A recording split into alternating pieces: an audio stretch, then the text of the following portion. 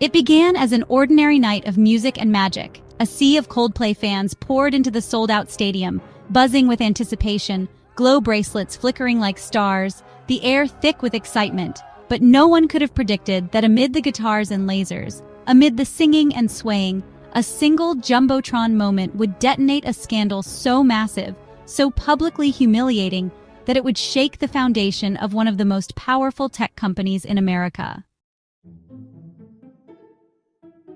The stadium lights dimmed, Fix You played softly in the background, and the Kiss Cam, a fan-favorite halftime gimmick, began making its way across the crowd.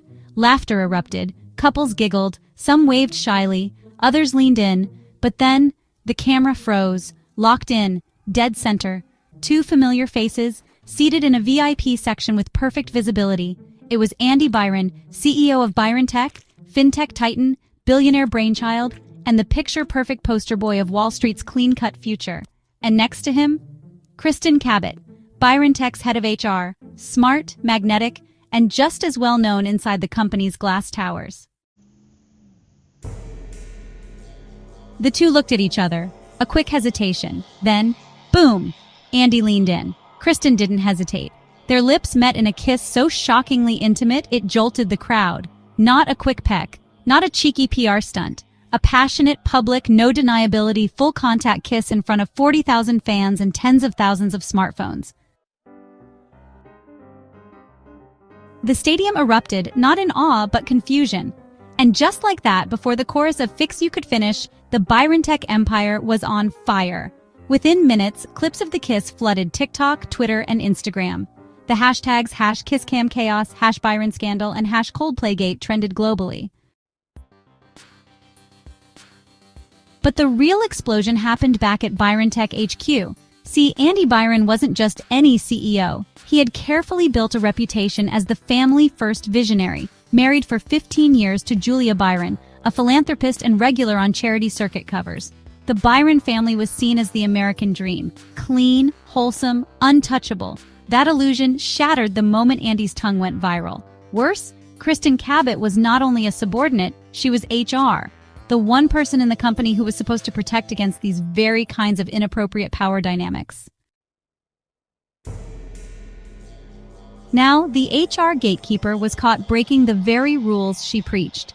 It was corporate hypocrisy laid bare on a stadium screen.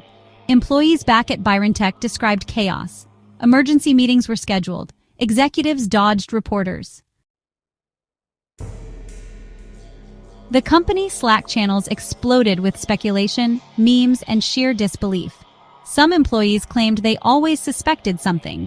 Kristen had been promoted unusually fast. Andy often walked her out after late meetings. They always shared a certain closeness. But seeing it play out on a national stage, that was next level. And then came the fallout. Julia Byron, humiliated and blindsided, reportedly found out from a friend who was at the concert. She hadn't been in the stadium. She was at home with the kids. Friends close to her say she was utterly destroyed, having had no idea. By morning, she had unfollowed Andy on social media and cleared her bio. Divorce attorneys were reportedly on speed dial.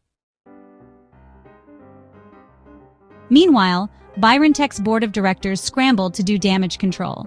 A stiff, lawyer-approved memo went out to staff, citing the importance of professional integrity and promising a third-party review. But behind the scenes, panic had set in. Investors were spooked. Stock prices dipped 7% in 2 days. Clients asked questions. Partner companies quietly postponed joint press appearances. And worst of all, employees stopped trusting leadership. Rumors emerged that Andy had used company funds for personal dinners with Kristen, lavish business trips that looked a lot like weekend getaways, hotel expenses buried in vague expense reports. If true, that wouldn't just be unethical, it would be criminal. But here's where it gets even messier. Some insiders believe this wasn't an impulsive kiss. It was a long-running affair. That what happened on that Jumbotron wasn't a mistake. It was the moment the secret finally cracked. One staffer anonymously claimed the two were even spotted holding hands at a private retreat last quarter, but brushed it off as, drunk networking. And now, HR files are being reviewed. Meeting logs are under scrutiny. One leaked email showed Kristen recommending herself for a top internal ethics committee, a move now dripping with irony. The backlash has been swift. Employees are calling for resignations. Some have even staged internal protests. If leadership can't follow the rules, one engineer posted anonymously, why should we believe in any policy at all? Morale is crumbling, and job offers from rival companies are suddenly being accepted without hesitation. It's not just a scandal, it's a mutiny. Still, Andy's silence speaks volumes. His team has issued no real apology, no press conference, just silence and spin. Meanwhile, Kristen Cabot is reportedly on indefinite leave, though sources claim she hasn't been seen at headquarters since the night of the concert. One anonymous vice president hinted that lawyers are working on her exit package as we speak. And Andy? Well, rumor has it he's negotiating a quiet resignation before the next shareholder call, a golden parachute. But the public isn't having it. Online outrage is growing and memes are popping up everywhere mocking the kiss cam. YouTubers are analyzing every second of the footage like it's, the Zapruder film or something. Petitions calling for Andy's resignation have already crossed 100,000 signatures. The narrative is no longer about a kiss. Now it's about corruption, deceit, and honestly, the arrogance of unchecked power. Byron Tech was supposed to represent the future. But now it just feels like, just another tech empire built on lies, ego, and betrayal. The worst part? The timing. The company had just launched a massive new AI tool, billed as the future of ethical finance. Journalists are now digging into who greenlit that slogan. Was it Andy? Was it Kristen? Either way, the hypocrisy couldn't be thicker. And now competitors are pouncing. One rival CEO even tweeted, "We believe in leading with transparency, not tongue. Ouch." Shareholders are furious. The media is circling like vultures. And internally, trust has totally evaporated. People aren't just wondering what else the CEO was hiding.